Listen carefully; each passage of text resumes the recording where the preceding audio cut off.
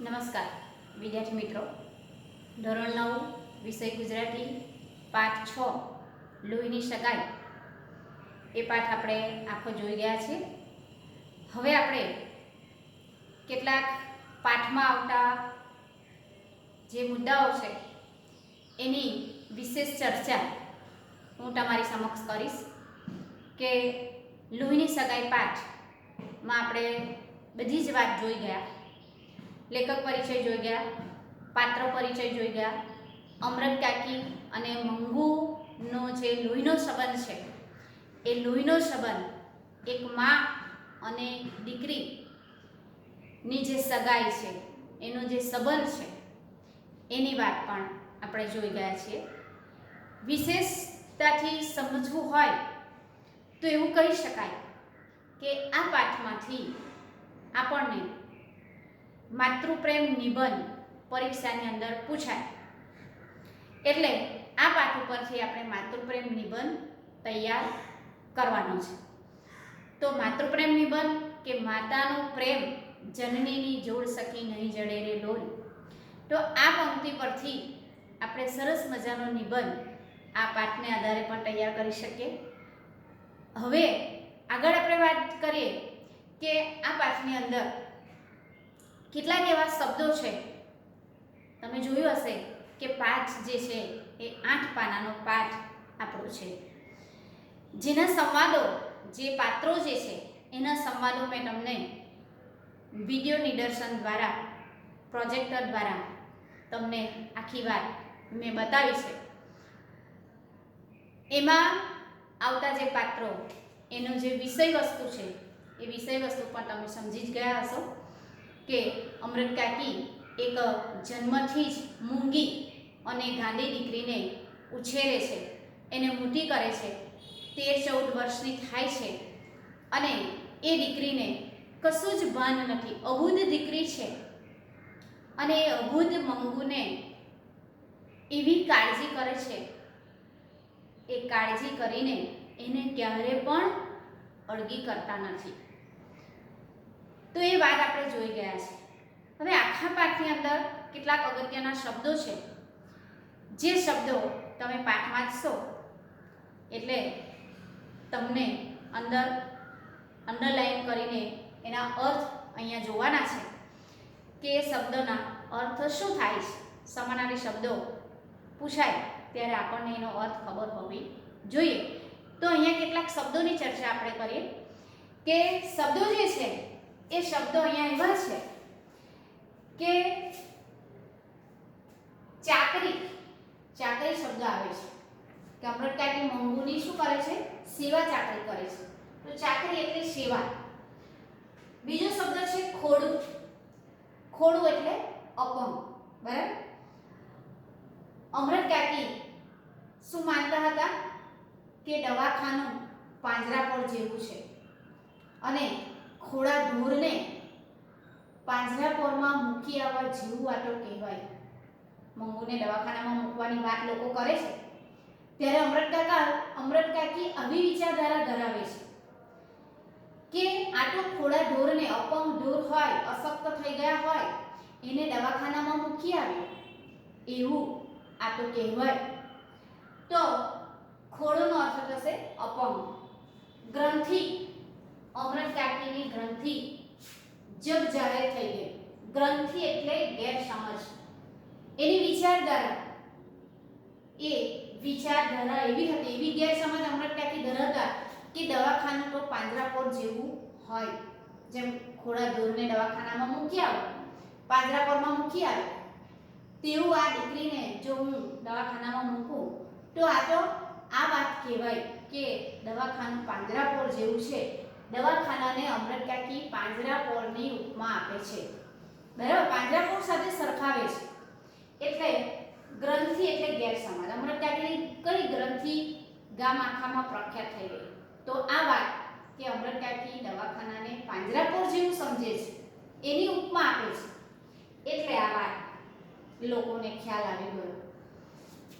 બીજો શબ્દ છે હૃષ્ટપુષ્ટ, એટલે ભરાવદાર શરીર. તમે પાઠમાં જોયું હશે, વિડીયોમાં જોયું કે મંગુ જે છે એ ભલે મૂંગી છે અને ગાંડી છે, પણ એનું શરીર કેવું છે? ભરાવદાર છે, એવી હુષ્ટપુષ્ટ છે, એવી માયકાંગલી નથી. કારણ કે અમૃત કાકી એને જીવની જેમ સાચવે છે.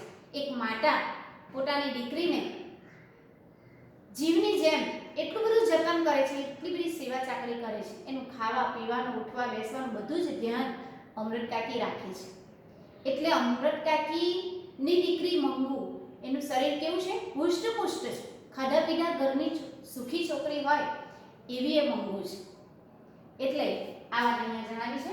માતૃત્વનો અર્થ થશે મમતા, પ્રેમ. કજાક એટલે ખરાબ. કજાકનો અર્થ શું થશે? ખરાબ.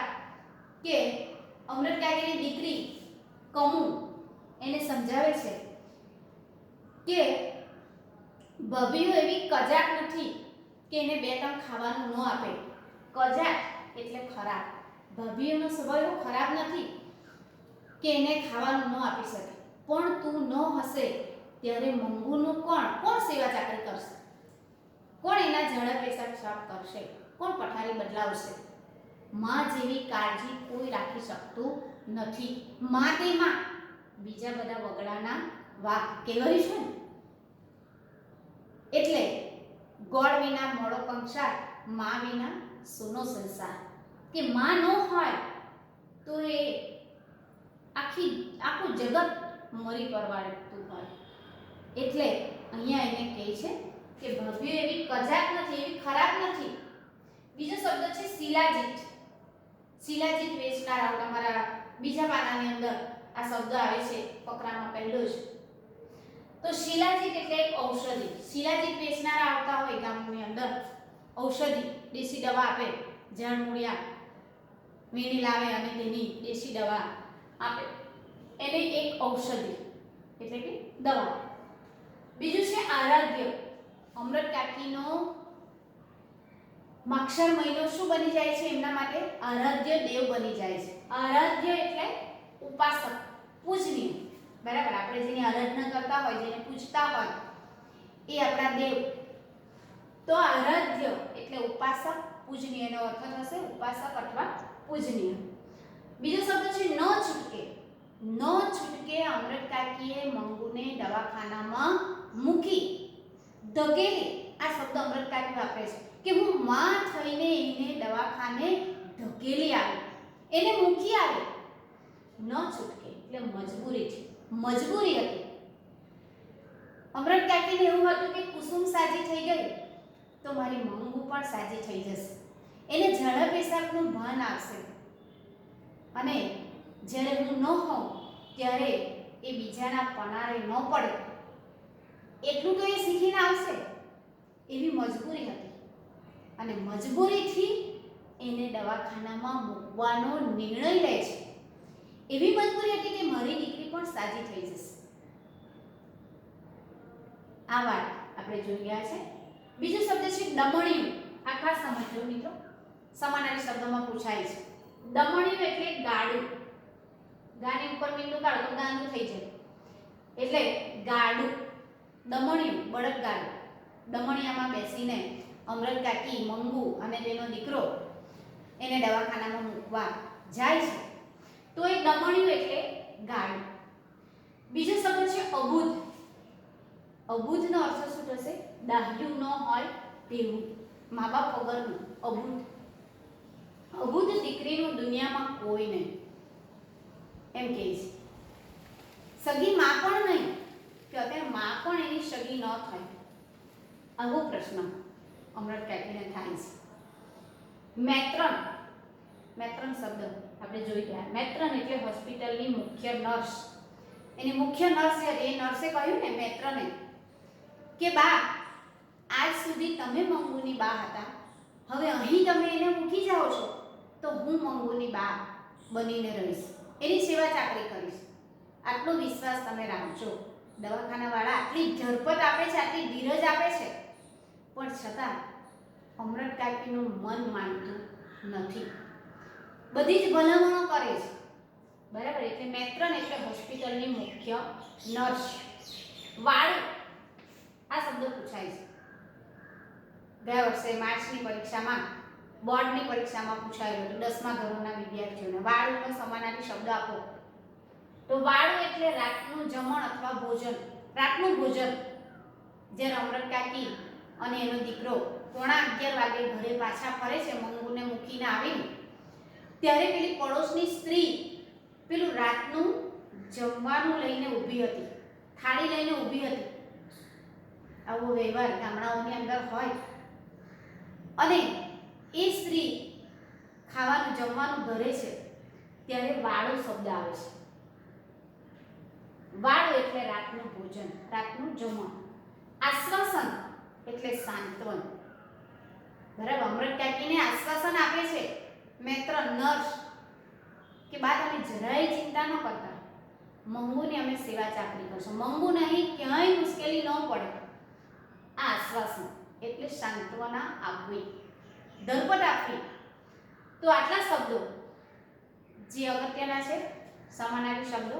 પરીક્ષામાં આમ તો ઘણા બધા શબ્દો છે, છતાં તમે પાઠ વાંચો ત્યારે ન સમજાય એવા શબ્દો ઉપર અંડરલાઈન કરી દેજો. જ્યારે આપણે મળીશું ત્યારે એની ચર્ચા ફરી પાછા કરીશું. એટલે આટલા શબ્દોની ચર્ચા મેં તમારી આગળ કરી છે. પાઠમાં આવતા ઘણા બધા શબ્દો એવા છે કે જેના અર્થ આ પ્રમાણે થાય છે. તો આટલી વાત આપણે જોઈએ.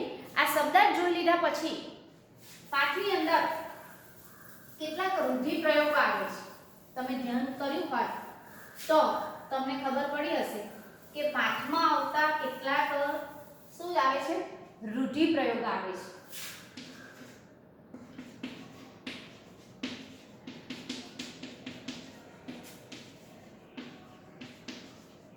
રૂઢિપ્રયોગોના અર્થ આપો એવો પ્રશ્ન તમને પરીક્ષાની અંદર પૂછાય છે. તો આ પાઠની અંદર ઘણા બધા રૂઢિપ્રયોગો આવે છે. તમે પાઠ વાંચો એટલે તમને ખ્યાલ આવે કે અમૃત કાકી મંગુની સેવા ચાકરી કરતા, મંગુને વહલ કરતા કરતા એવા ઘણા બધા શબ્દો વાપરે છે. એટલે તમારો પહેલો શબ્દ રૂઢિપ્રયોગ આવશે હરખ પદુડા થઈ જવું.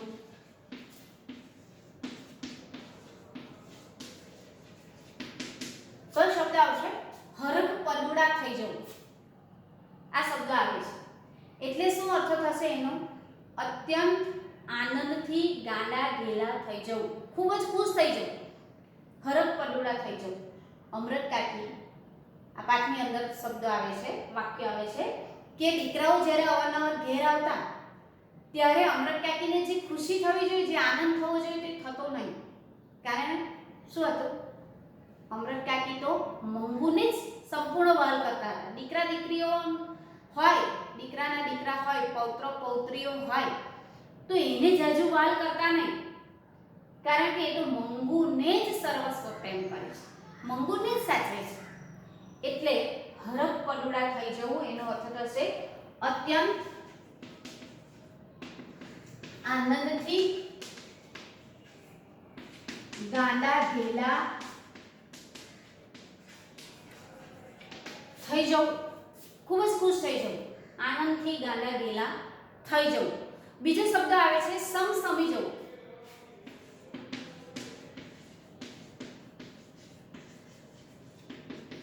વહુ સમસમી જતી. સમસમી જવું એટલે કે ધૂંધવાઈ જવું, આમ ચોખ્ખું સ્પષ્ટ કહી ન શકવું. એનો અર્થ શું થશે? સ્પષ્ટ કહી ન શકવું અથવા ધૂંધવાઈ જવું. આ એનો અર્થ થશે કે ધૂંધવાઈ જવું. બીજો શબ્દ આવે છે, બીજો રૂઢિપ્રયોગ તમારે આવે છે કે હૈયું ભરાઈ આવવું.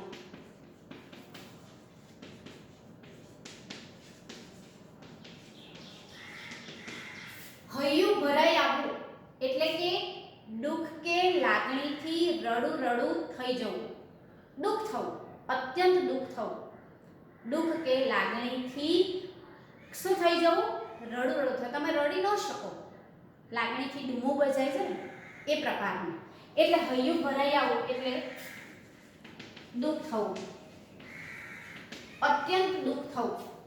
એ શબ્દ પણ તમારો આવી શકે છે. બીજો રૂઢિપ્રયોગ આપણે જોઈએ છે કે હૈયું કકડી ઉઠવું. હૈયું કપડી ઉઠવું એટલે કે હૃદયમાં દુઃખ થવું. હૈયું કપડી ઉઠવું એટલે હૃદયમાં દુઃખ થવું, વેદના થવું, લાગી આવવું.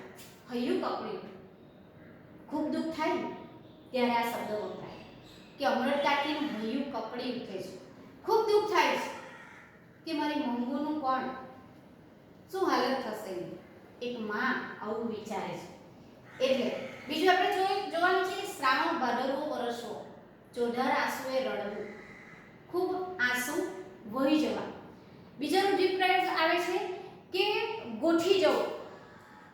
અમૃત કાકી વિચારે છે કે મંગુને જો અહીં ગોઠી જાય દવાખાનામાં તો મારા હૃદયને એવી ધરપત થશે, એવી શાંતિ થશે. ગોઠી જવું એટલે ગમી જવું, ફાવત આવવું, ફાવત આવી જવું. બીજું છે હૈયે ટાઢક વળવી એટલે કે શાંતિ થવી. બીજું છે પનારે પડવું. બીજો રૂઢિપ્રયોગ શું આવશે?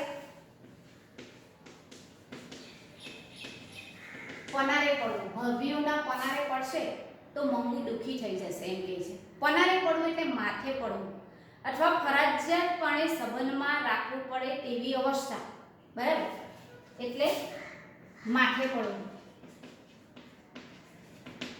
તો આ રૂઢિપ્રયોગો આપણે આ પાઠની અંદર જોઈ ગયા છે. બીજો એક છેલ્લો શબ્દ આવે છે કે છાતીએથી અળગો કરવો. અમૃત કાકી મંગુને ક્યારે પણ છાતીએથી અળગો કરતા નથી. ગાંડા હીરાની જેમ એને જ વળગીને ચાલે છે, એને જ પ્રેમ કરે છે. તો એનો અર્થ થશે કે દુઃખ સાથે સ્વજનને પોતાનાથી દૂર કરવું. દુઃખ સાથે પોતાનાથી દૂર કરવું એટલે આ જે રૂઢિપ્રયોગ આપેલા છે આ તમને અહીંયા એ પરીક્ષામાં પૂછાય એવા છે. રૂઢિપ્રયોગનો અર્થ જણાવો તો એ 1 માર્ક્સનું પરીક્ષાની અંદર પૂછાય. સમાનાર્થી શબ્દ પૂછાય, વિરોધી શબ્દ પૂછાય. તો આ શબ્દોની ચર્ચા આપણે અહીંયા કરી છે. તો નવા શબ્દો અને રૂઢિપ્રયોગો તમારે તમારી ગુજરાતીની નોટમાં લખી દેવાના છે અને એને સમજી લેવાના છે. અને કોઈ મુશ્કેલી હોય તો તમે જાણ કરી શકો છો અને તમારી ચોપડીમાં પણ નોંધ કરી શકો છો. તો આટલી વાત આ વિડીયો દ્વારા આપણે અહીં કરી કે લોહીની સગાઈ પાઠમાં આવતા જે શબ્દો છે, જે રૂઢિપ્રયોગ છે, એની વિશેષ ચર્ચા આપણે અહીંયા આ ભાગની અંદર કરી છે. હજુ પણ ન સમજાય તો ફરી પાછું પુનરાવર્તન રૂપે આ વિડીયો તમે વારંવાર જોશો તો એની વાત સમજાશે. તો આટલી વાત કહીને આપણે વિરામ લઈએ છીએ. આભાર મિત્રો.